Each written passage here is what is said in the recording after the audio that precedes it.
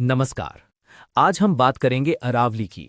वो अरावली जिसके बारे में हाल ही में आपने बहुत कुछ सुना होगा।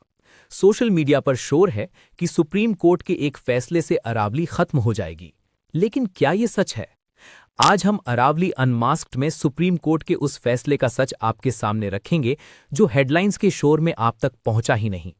ये कहानी है आधे सच और पूरे झूठ की। एक बहुत पुरानी और मशहूर कहावत है, अधूरा ज्ञान ज्ञान ना होने से ज्यादा खतरनाक होता है। अरावली के मामले में ये बात 100% सच साबित हुई है। लोगों ने पूरी बात जाने बिना ही राय बना ली। लेकिन इस अधूरे ज्ञान के पीछे का सच क्या है? कुछ दिनों पहले मीडिया और सोशल मीडिया पर एक बाढ़ सी आ गई। ब्रेकिंग न्यूज चलने लगी, सरकार ने माइनिंग लॉबी के आगे घुटने टेक दिए। #सेव अरावली ट्रेंड करने लगा। कहा गया कि सुप्रीम कोर्ट के फैसले से अरावली का अस्तित्व खतरे में है, खनन के लिए सब कुछ खोल दिया जाएगा और प्रदूषण हमें मार डालेगा। ये वो डर था जो आपके और हमारे मन में बैठाया गया। लेकिन रुकिए, सच्चाई ठीक इसके उलट है।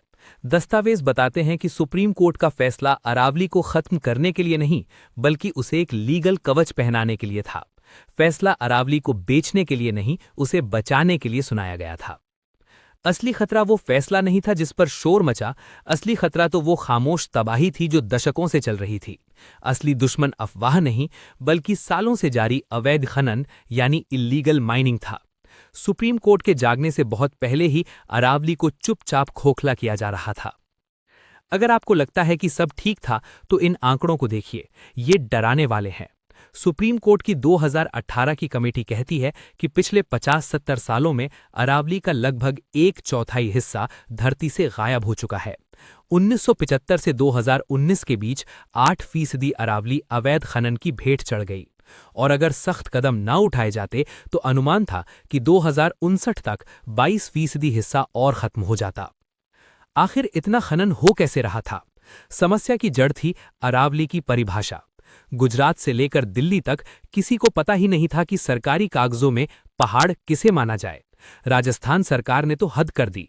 उन्होंने कहा कि सिर्फ वही पहाड़ अरावली है जो 100 मीटर से ऊंचा है। इस चालाकी का फायदा उठाकर 100 मीटर से छोटी पहाड़ियों को माइनिंग माफिया ने गायब कर दिया। सुप्रीम कोर्ट ने इस खेल को समझा और एक 3 चरणीय मास्टर प्लान तैयार किया।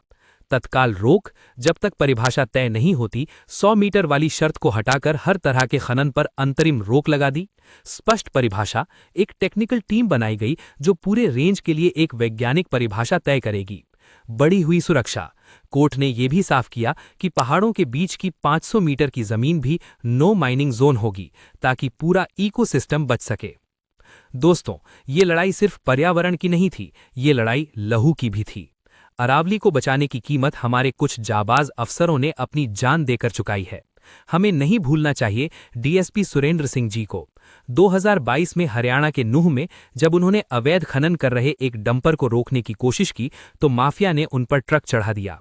वो सिर्फ अपनी ड्यूटी कर रहे थे, लेकिन अरावली को बचाने के लिए शहीद हो गए। और ये कोई एक घटना नहीं थी।